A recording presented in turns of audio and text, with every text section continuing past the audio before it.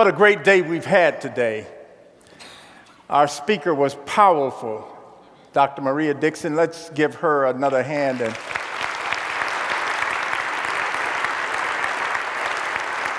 I thanked her on your behalf as we'd already thanked her. I thanked her again.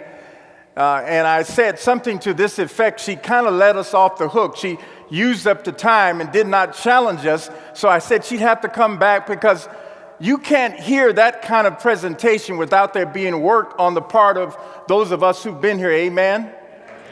She didn't come here to entertain us and just to share lessons with us, but to challenge us to live differently, to walk differently as an annual conference. And I hope you will, along with me, will send this message with her as she leaves and goes back. We want her to come back and to take us the next step. Amen? I remember coming to an event like this years ago when I was in the East Ohio Conference and Fred Craddock was a presenter, and someone asked the question, was it appropriate to preach the same sermon more than once? And Craddock said, yes, it's all right to preach a sermon over again that you preached before. He said, but some sermons should have never been preached the first time. So I've never preached this sermon before, and I hope when I'm done, you say, I hope he never preaches it again. My theme is Together We Are More. It may sound familiar to you because it was our annual conference theme, and I'm more convinced at this very moment that this is the message for this moment, and I don't know what God will do with it and how it will be received. My prayer is that at least one person will be encouraged and that God will be glorified, and the church will be edified, and our souls will be sanctified, and maybe the devil will be terrified. Together we are more. That was the theme for our annual conference. And I was more encouraged after Dr. Maria Dixon spoke today to realize that I really do believe being United Methodist at this very moment in history matters. It matters. And when I was complimenting you earlier in my opening welcome, I want you to know that that's factual. I know I haven't heard all of you preach, but I checked with the conference superintendents, and between the 10 superintendents, myself, and the 3 directors, most of you who have preached have been heard by others.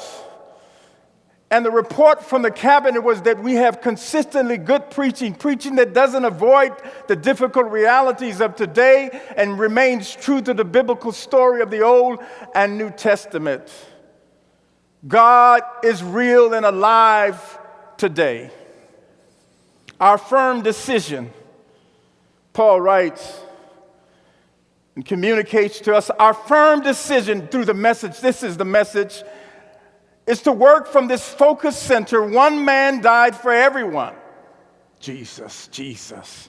That puts everyone in the same boat. He included everyone in his death so that everyone could also be included in his life. A resurrection life. A far better life than people ever lived on their own.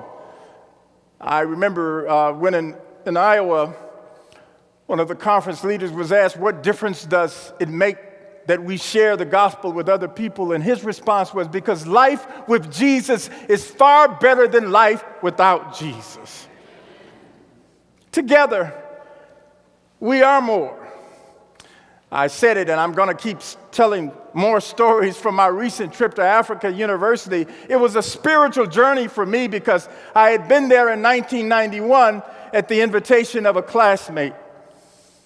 And I saw the potential possibilities of a university, and I heard Elias Namo Mbiro talk about what those in Africa had dreamed about. I'd heard about the vision that Bishop Hartzell had about Methodists being taught all throughout that land in Zimbabwe. I had a chance to speak to the Hartzell High School students, 500 students before they went to class. I was told I had 6 minutes to speak. I could either accept the invitation or not. And I did. Those students are now grown and have children of their own. And I came back with several lessons from that. One was that if you're given 6 minutes to preach, don't pass it up. And some of the best sermons you can preach are those that are less than 15 minutes. Amen, lights. Together we are more. When I got to Africa University, I was astonished. When I came to Indiana, I said I wanted to do 3 things. I wanted to pay attention, be astonished, and tell people about Jesus Christ. So I went there and I was prepared to pay attention. And when I got there, almost within the first 12 hours, I was astonished.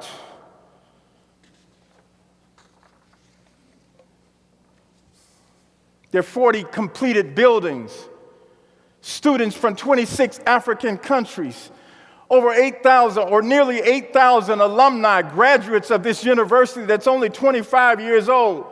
There's an Institute for Peace, Leadership, and Governance, the only one like it on the continent of Africa, where students can come and receive undergraduate and graduate degrees in peace, leadership, and governance, and then go forth throughout the continent of Africa and across the globe and mediate conflict, world conflict.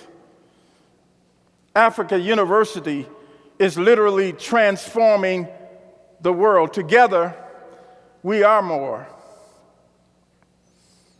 It began, I was reminded, with a prayer and a dream. No great work for God begins without God. No great work for God begins without prayer. My wife, who was with me, had an opportunity to visit several other mission ministries that I could not because I was attending the board meeting. She visited the hospital and the orphanage. We both had a chance to visit the United Methodist Orphanage in Mutare, Old Mutare, Zimbabwe. This orphanage, it's an advanced special supported by Zimbabwe United Methodist, and those who support the advanced United Methodist women as well support this orphanage. 10 buildings with about 80 children. Actually, they're not just children, they're from ages 7 to 23, and the director was telling me they had some who had aged out, but they had no place to go, so they would not just kick them out. 3 of the students in the orphanage, the United Methodist Orphanage, are students at Africa University. And they walked the 10 miles or so from the orphanage to the university and back home after classes. This university that you have helped to build, Indiana, since its inception, I didn't know this until I got there, has been educating students who live in a refugee camp about 20 miles away from Africa University, who come there for their education, but their home is in the refugee camp. Together, we are more. Oh, what God can do when our firm decision is to work from this focus center, Jesus Christ. Oh, what God can do when our firm decision is to work from this focus center, Jesus Christ. On the campus of Africa University, they have a working farm, a big farm. Some of you have been there, you already know this. Some of you are farmers or pastoring in areas where we have active farming in Indiana. They have this large farm, and they're trying to upgrade it and modernize it. They have a vision, check this out, they have a vision of being a primary producer of bread basket for the continent of Africa. I didn't have the gall to say, is this really real? People are dreaming big dreams, and sometimes with small budgets, because they believe in a big God. They have enough land and a growing agricultural department. They have visions. They have a dairy farm. And the vice chancellor, the president of the university, says they see themselves as being the major provider of dairy products for all of the country of Zimbabwe, the whole country. A university, the only university where they're doing research specific to malaria and have a whole department where they're studying the mosquitoes and have mosquitoes there to study the transmission of malaria. While serving as bishop in the Iowa conference, there's several pastors in Iowa who are graduates of Africa University. I remember talking to one, Dr. Lundula, about his time at Africa University. In fact, I called him since I've been here. I said, I'm now on the board. I want you to tell me about your experience. Dr. Lundula said, Bishop Trimble, 12 years ago when I went to Africa University, my first day in the freshman dorm, on my floor, 7 different languages were spoken. Some of my new roommates and dorm mates were from countries that were in conflict with one another. We spoke different languages. We came from different cultural, tribal backgrounds. But because we were together in the same university with the same goal of achieving education and transforming the continent of Africa, we became classmates and friends. God used us and uses us to persuade men and women to drop their differences and enter into God's work of making things right between them. Together, we are more. On our return trip from Zimbabwe,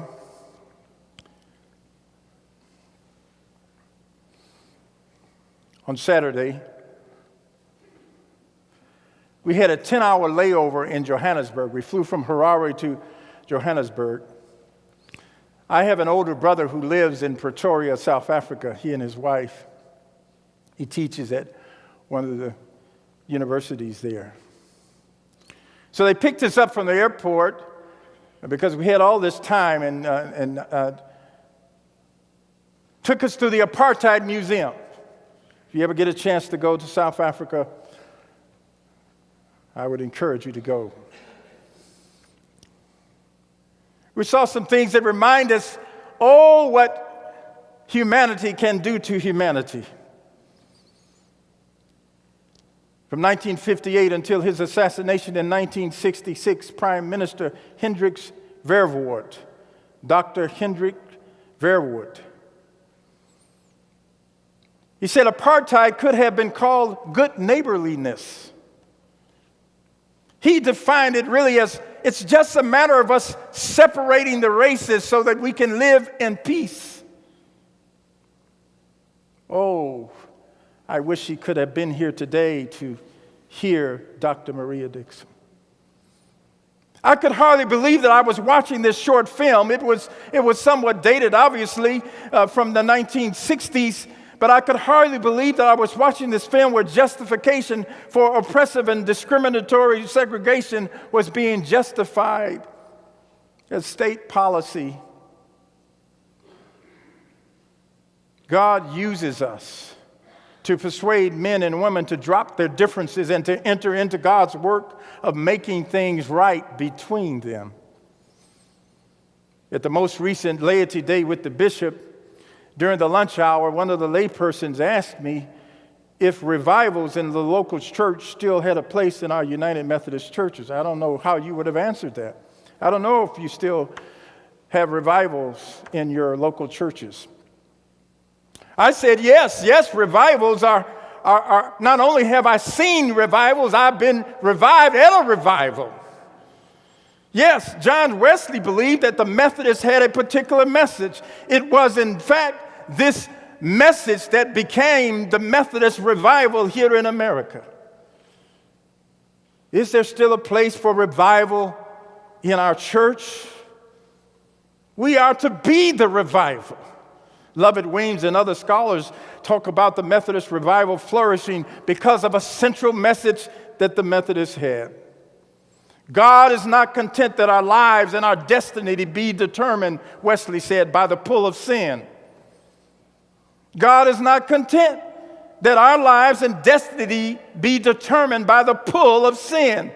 God comes to us first, seeks us first, loves us first, initiates a relationship with us first. We call it prevenient grace. God comes and prepares us for the journey of salvation. Do we believe in revival? We are. the descendants of revival. The Indiana Conference is a result of revival.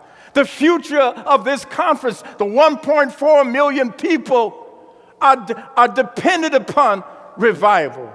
The central message that we have to share, the significance of God's grace in Jesus Christ. The significance of grace, which is timeliness, comprehensiveness, the divine initiative of God's grace. For the Wesleys, holiness meant the divine initiative resulted in a human response. And the human response to the divine initiative is what we call social holiness. And social holiness grew out of a biblical understanding of love of God and love of neighbor. Am I right? Together, we are more. I wonder if John Wesley came back to the Indiana Conference. I heard he has made appearances at annual conference. And I don't want to disparage, but I mean the real John Wesley. I'm assuming that was the real John Wesley. But I wonder if he were to come back to the state of Indiana to Covenant Day. I'm sure he's probably been to Covenant Day as well. But I wonder if he came today, would he encourage us or chastise us? Would he praise us or challenge us? Now listen to me. What if he comes to the special call General Conference of the United Methodist Church in 2019, Charlie Wilfong?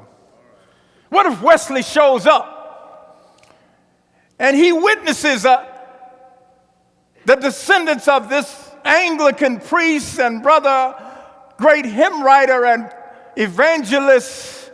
What if he witnesses this Methodist movement that is gathered for a special conference with only one agenda item: human sexuality and the book of discipline? I believe Wesley might go to a microphone and probably some bishop, I hope I'm not presiding at the time, some bishop would be guilty and rule him out of order. Why? Because Wesley would come to a gathering of a general conference that has but one agenda item, and he would raise the question, what is your state? What is the state of ministry with the Methodists, the state of ministry with the poor? Well, Wesley, you're out of order. That's not on the docket for this special conference. You're out of order. One more thing Wesley would probably say, or two more things. He said, well, tell me, why is slavery even today? Now he comes back in 2019 and says, why is slavery today? 2.46 million children and women and workers and sex slaves in the world. Why is slavery so preeminent and so prevalent and so pervasive in the world with a Methodist movement alive? One more thing, Bishop, before I sit down, Wesley would say, why are there so many people in prisons and so few people in prison ministry and restorative justice? And we would have to be silent because we have an important matter to deal with, and it is an important matter that divides us. But I believe Jesus will still be weeping. And we still will be under the umbrella, in the words of Paul as transcribed by Peterson. God uses us to persuade men and women to drop their difference and enter into God's work of making things right between them. We've got to remember, we've been talking about this a lot in the leadership. We got to remember the why. Because life with Jesus is better than life without Jesus. The why? Because Jesus initiated a relationship with us. He prepared the soil. He prepared the landscape for us to experience salvation. We call it grace. Our why is Jesus Christ, the focus center of our witness and work. We are Christ's representatives, and God uses us to persuade men and women, boys and girls, to drop their differences and to enter into God's work, to persuade those of us from different tribes and caught up in our own echo chambers to drop our differences and to enter into God's work, making things right between each. My prayer is for the 1.4 million and for all of us who are already claimed by Christ and have chosen to give witness through this particular expression we call United Methodism. My prayer is that the joy of the Lord will be your salvation and mine. My prayer is that we will get to a place where we will not only know joy but happiness. There may be a video that gets exposed on YouTube or someplace, and I'm giving you a heads up as your bishop. Because when I was in Africa, Bishop Niwatiba, the bishop of Zimbabwe, they had a celebration the third night, and at least they had some lively music, and I got the dancing. And so, people now when you do something different, I didn't think it was different. The music made me move. And people quickly took out their phones, and several people threatened to blackmail me. I said, well, one thing you need to know is you can't blackmail me by getting me dancing, putting that on YouTube. So in case you end up seeing that at some point, I want you to know, I just had come to a point, the music was so powerful. We had seen so much on the campus of Africa University. We had met some students. We had heard from the faculty. We had been to mission sites. We had seen the orphanage. We knew what God was doing through Indiana. I just got happy and I couldn't help myself. I was dancing.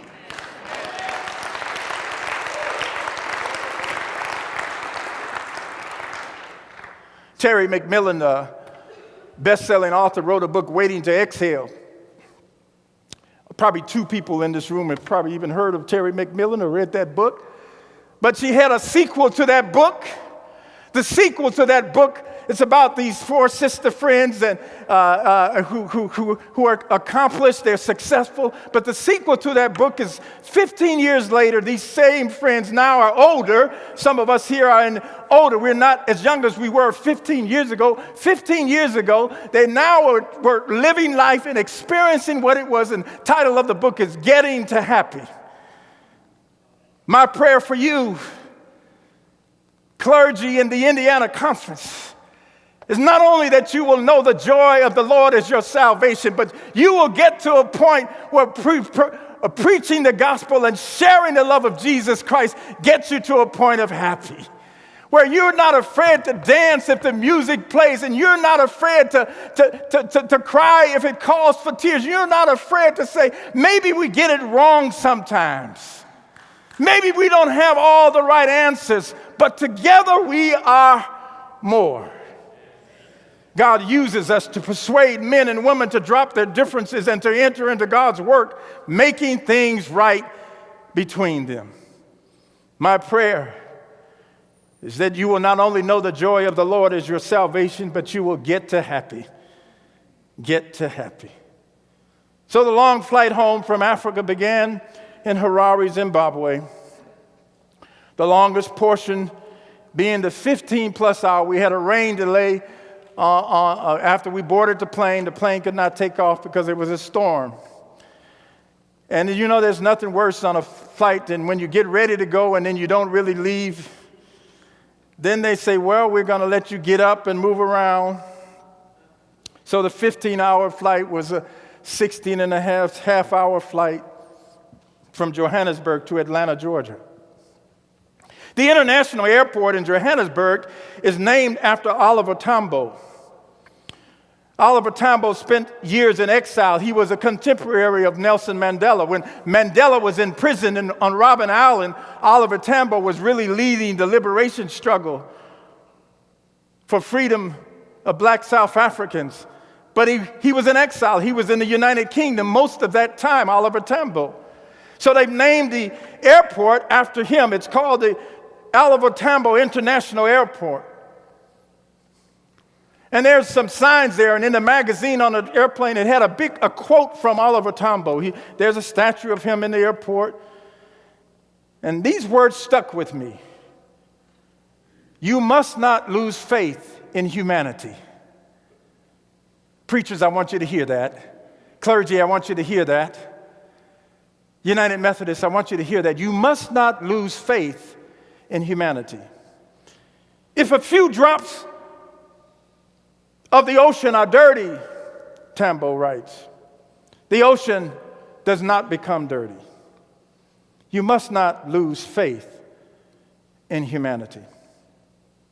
People ask me sometimes, am I an optimist or pessimist? My wife will tell you sometimes I'm pessimistic, but since she's not here, I'm going to say I'm more optimistic than pessimistic. But one thing I'm consistent on, and she'll verify this part too, that one thing I say, I agree with Bishop Tutu, I am a prisoner of hope. I am a prisoner of hope. And I will not lose faith in humanity. I don't care what the prognosticators say about the future of United Methodism. God is bigger than any commissions or committees or conferences. I see what God can do in a small microcosm of that on Africa University. One university that was the dream of African bishops and United Methodists at a conference in 1988 is now changing the landscape of much of a whole continent. I see what God can do when God uses us to persuade men and women to drop their differences and enter into God's work of making things right between them. I remain a prisoner of hope. So 1 hour before we landed in Atlanta, Georgia, the flight attendants passed through the aisle with declaration forms of those who do not have U.S. passports. And this is something that's changed since I last traveled internationally. We didn't have to fill out a form. But when we got on the ground, even if you had a U.S. passport, you still had to go through the line to Customs and Border check. Because on that form, they ask a basic and overall question. You still have to answer the question, do you have something to declare? But if you have a U.S. passport, you just go to a kiosk. Tom, you travel a lot. They got these automatic computer kiosks, and you don't have to fill out the form. You just hit a button, and you hope that it works right, and you're not there 10 minutes hoping that it will work right. They ask you, do you have something to declare? Did you bring back more than $10,000? I always laugh when I see that one. Do you have more than $10,000 cash on you? Any precious jewelry, any food items? How long have you been gone? And they'll ask you that when you pass the border patrol. Where were you and how long were you there? Do you have anything to declare? Had the question been on the list, were there any glory sightings? I wish they would put that on the list. I wish they would put that on the list, Bert. Did you see, were there any glory sightings when you travel overseas? I'd still be there now. Yes, hope is alive and well. I saw bridges and dreams. I heard a message preached by Mande Muyombo, a new bishop from North Katanga, from the Democratic Republic of Congo, a graduate of Africa University. He answered the why question, Dave Neckers. He answered the question we also always wrestle with. He said, here's the reason why: Jesus of Nazareth. Jesus of Nazareth. You can't figure out what you mean. He always questions us U.S. Americans. He said, you all wrestle all day doing mission statements and vision statements. Don't you know the answer is Jesus of Nazareth? So I just stopped by today to say, be encouraged to Indiana. Together we are more. Together we are more. And God uses us to persuade men and women to drop their differences and to enter into God's work of making things right between them. Together we are more. And I do have something to declare. I didn't have a place to put it on the kiosk, but I do have something to declare. And I said, I'll get the chance to do it over at Zionsville. I want to declare that your preaching matters. It matters. Your preaching matters. Your tithe and your testimony matter. Your pastoral hearts matter. Your competent counseling, your prophetic witness, your love of family, your Wesleyan temerity, your humble sincerity, your creative capacity, your evangelistic audacity. It matters.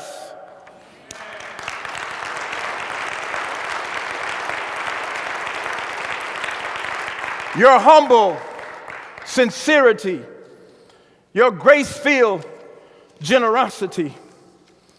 When I got back, I saw that I had a call from Cindy Reynolds, Dr. Cindy Reynolds, assistant to the bishop. She said, wait till you get back before you respond to the call. So I waited till I was back to respond to the call. I called Cindy. I said, Cindy, I'm back. She said, I bet you have a lot of stories to tell. I said, yeah, but I got about 7 years to tell them. I have something to declare. Something to declare that it matters that we love God and that God loves us and that we are willing to love others. I didn't know Dr. Maria Dixon before she came. I just heard about her. You hear about people. And I know some of the clergy were saying like me, I think I've been through some of these before. I heard that tape rolling in my head. I want to be respectful and polite. We have to do this as council of bishops. We were supposed to be culturally competent. But she brought a fresh word today. A fresh word today. A fresh word today. And if we don't do anything, it's not on her. She's been faithful. She's been faithful. I stopped by to tell you I have something to declare.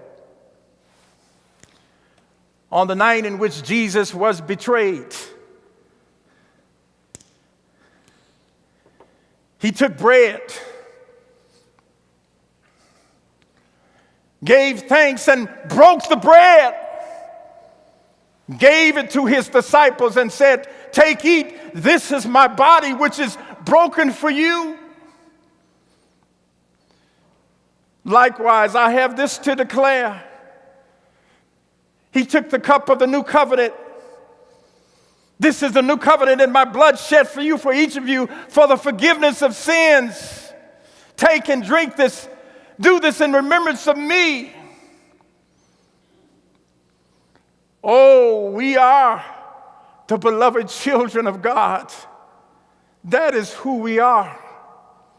We come not because we are worthy, or not because we are perfect, not because we are sufficient, not because we are smart or cute enough, or prepared enough, or educated enough, or qualified enough. We come because Christ loves us, and because Jesus of Nazareth died on the cross for us. We come because he invites us to the table and says, the meal has been prepared. You have been forgiven. You are to be encouraged and prepared and to go and love into wholeness and healthiness a broken and hurting world. The body of Christ broken for you. The blood of Christ shed for you. Invite those who are coming to serve communion to come now at this time.